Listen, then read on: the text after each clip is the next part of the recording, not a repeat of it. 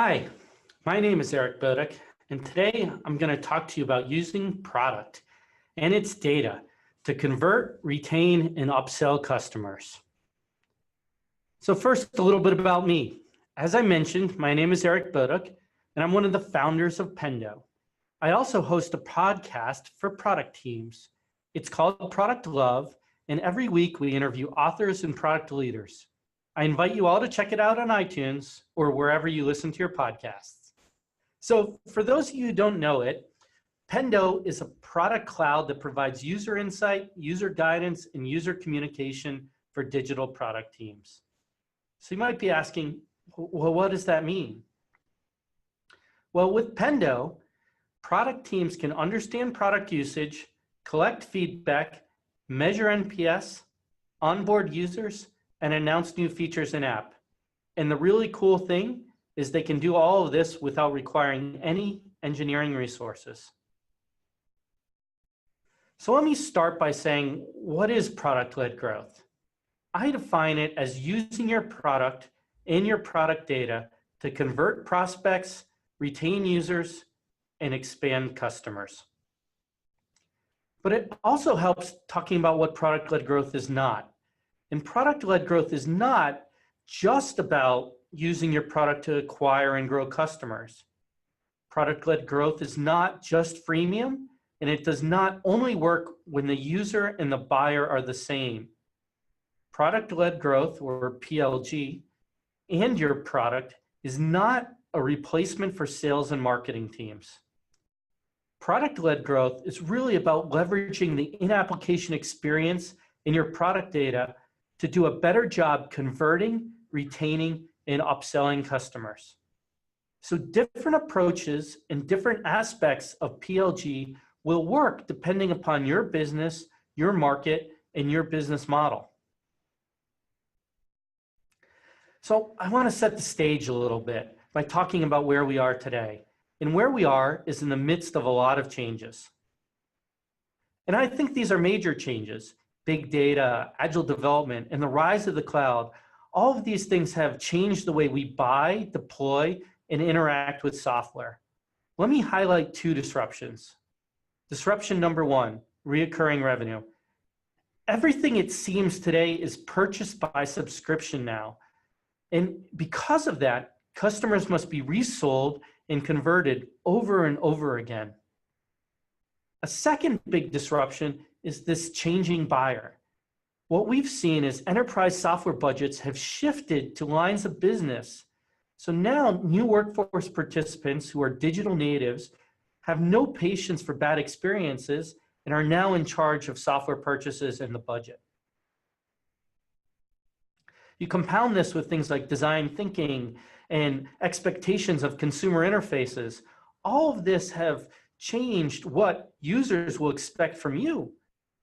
The UX, UI of past business applications are not acceptable in any circumstances anymore. And those that don't adapt quickly enough, I think, are ripe for disruption. We are entering an age of what I like to call product love. For a good illustration of what has changed, let's look at a typical customer journey. Right? It's a pretty linear progression. Discover, learn, try, buy, deploy, which is often a big sticky point for traditional software, and finally, adoption. In this traditional journey, there are only a couple of critical conversion points. A marketing conversion that gets them to the try stage, a sales conversion that gets them through buy, and a successful deployment or implementation. Product teams really had no direct responsibility for any of these critical conversion points. Today, however, this journey isn't linear anymore. It's cyclical. You have evaluation and trial, adoption and use, delight and advocacy, and renewal and expansion. And when you think about it, if all of your customers now are subscription customers, they rebuy your software every year then, or every quarter, or even every month. But it's not just the buy stage that repeats, it's the whole progression. Customers must be made aware of the product's value, they must be educated about capabilities, and they must be convinced to buy over and over again. So you might be thinking, what does this have to do with product? Well, I think this has everything to do with product because most of the parts of the customer journey, these parts that we've just discussed, well, they take place in your application. Let me expand on that a little bit. The value-adding activities that other teams performed around the product are now moving into the product itself.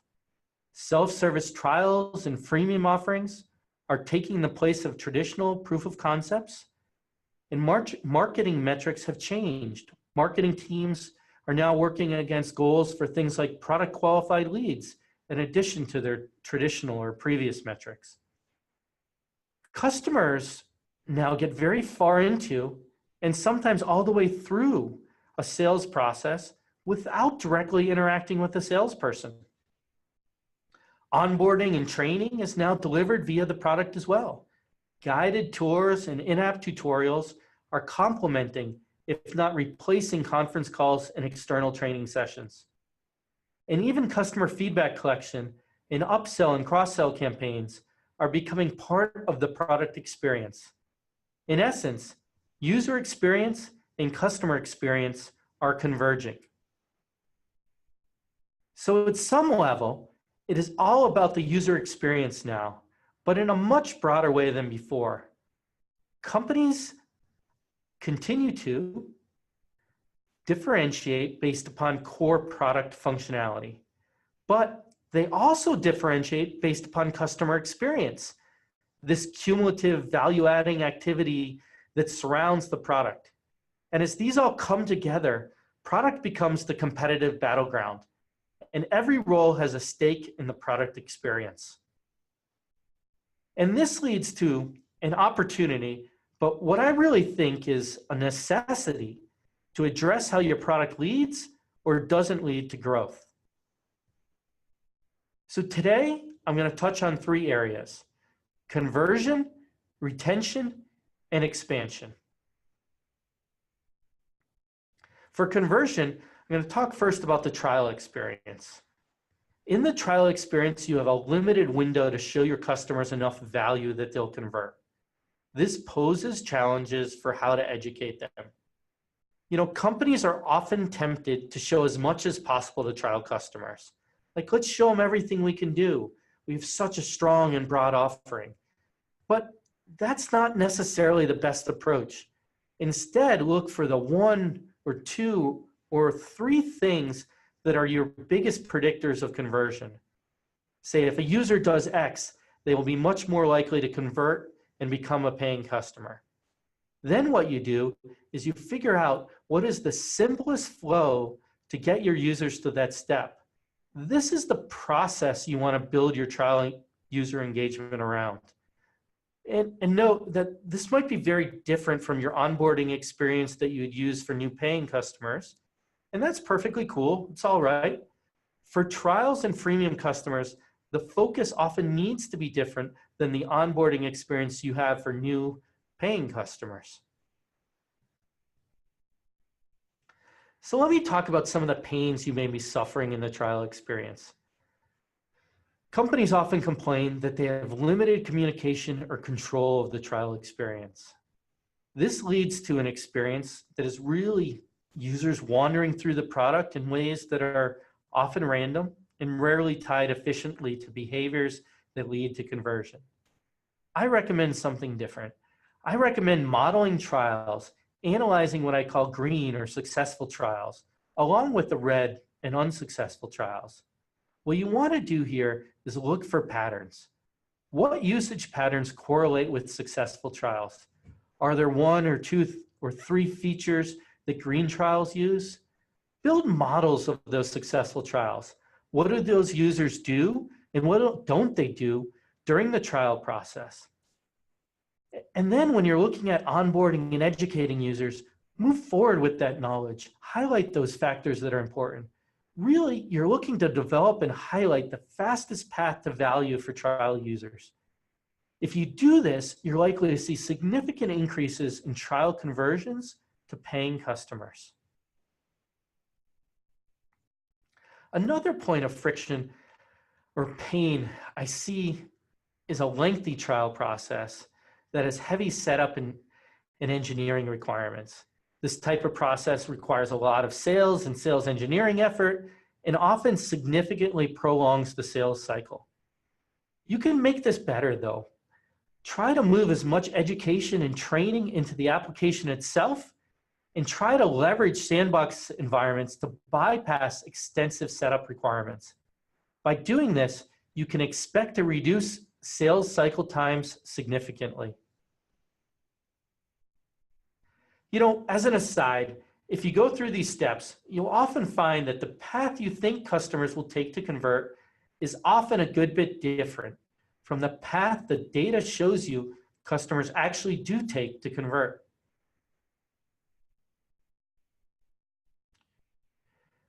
So let's talk about retention. Customers that don't use your product won't continue to pay. You know, this might seem obvious when you step back, and even if you don't step back, but customers that don't use your product won't continue to pay for your product. I mean, they might for a month or two, or maybe even a little longer, but eventually they're gonna churn. Here are some pains you may be suffering from and some solutions to increase retention. So let me start with the basics. You can't fix what you don't know is broken. So first you need to know if, how, and when your customers are using your product. If you don't know any of this, well, it's definitely not good, but you aren't alone. This is a lot more common than you might guess. But without this knowledge, you can't identify and fix the engagement issues you have, and you'll have significant retention issues, even if not today. So track product usage, analyze the data, use in-app messaging to drive users to adopt high-value features, and have an escalation policy in place for customers whose usage patterns identify them as particularly high-risk customers. If you do this, you're going to see significant improvements in retention in the long run. So let's talk a little bit about onboarding. It's at a minimum documented, if not arguably well known, that the effectiveness of your onboarding process is the biggest predictor of future churn. The better your onboarding experience, the better your overall retention will be. If you're going to spend money on retention, and I think you should, start first by building out an effective, targeted, customized onboarding experience. Ideally, segment this based upon whatever criteria is important to you, for instance, role of user, plan level in your product, or jobs they're trying to accomplish. If you do this, you're going to see a significant increase in engagement with onboarding content, and that's going to lead to increased retention in the long run. So let's talk about upsell and cross-sell opportunities. We have all heard some variant of the easiest way to increase revenues is to sell to more people that are already your customers. And I think this is true, but you can make it even easier on yourself if you use your product data to better target sales outreach and personalized marketing campaigns to your customers.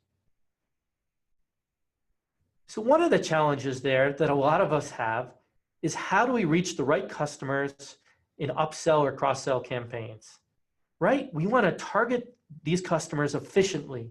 We want to avoid spamming existing customers with offers they won't be interested in. So one good solution to this is to target customers inside your application with offers that are targeted to them based on their usage patterns. For example, create segments based on usage patterns that correlate with a high probability of an upgrade conversion, and then use those segments to target the right candidates. So do you have a customer that's using your free lead scoring functionality? Target them with messaging about the value of upgrading to your premium and paid lead scoring. If you do this effectively, you'll see a significant bump in your trial conversion rates for an in-app upsell offer.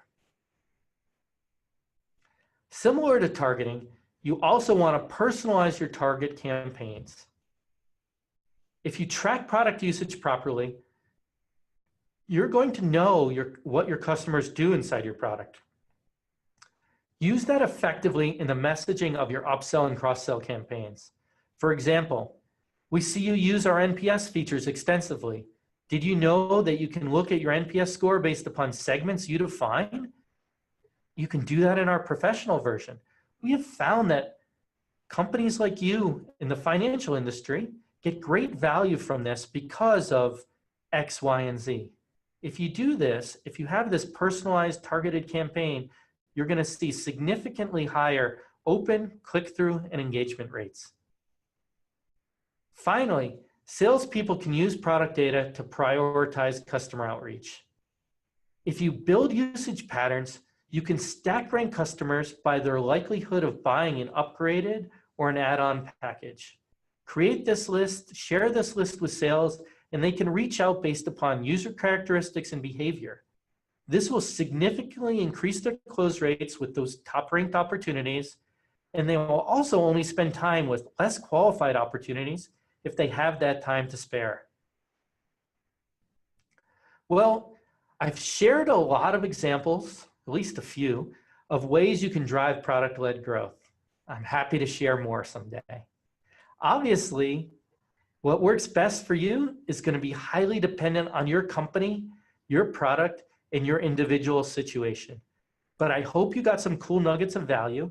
And remember, product-led growth techniques can be applied regardless of your price points and sales models. If you want more ideas, I'm happy to chat. Reach out to me at Eric, E-R-I-C, at pendo.io, or tweet at me at ebodak on Twitter. Thanks again for your time.